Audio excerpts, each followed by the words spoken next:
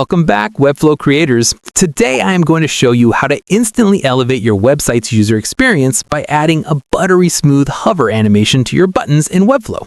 Let's dive right in. First, open your Webflow designer and click directly on the button you want to animate. Look over to the right side of your screen at the Style panel. At the very top, you'll see a field labeled Selector.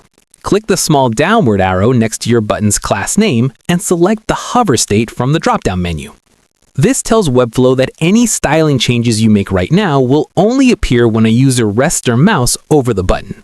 While in this hover state, let's make a noticeable change so the user knows the button is interactive. Scroll down to the background section and pick a slightly darker color. Then scroll further down to the 2D and 3D transform section, add a scale transform, and set both the X and Y values to 1.05. This ensures the button will pop and grow slightly when hovered. Now for the most important step, creating the actual smoothness. Go back to the top of the Style panel, click the State drop-down again, and switch it back to the None state, which is the default look.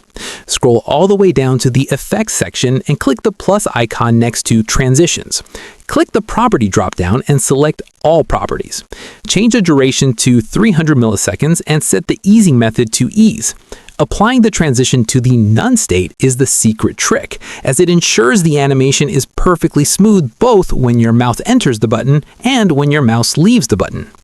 Now, click the Preview button at the top of your canvas. When you move your mouse over the button, it will elegantly expand and shift color, and when you move your mouse away, it will glide perfectly back to its original size and shade. This simple, engaging touch makes your entire site feel incredibly polished and premium.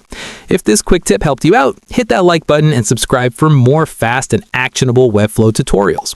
Drop a comment below letting me know what interaction you want to build next, and I will see you in the next video.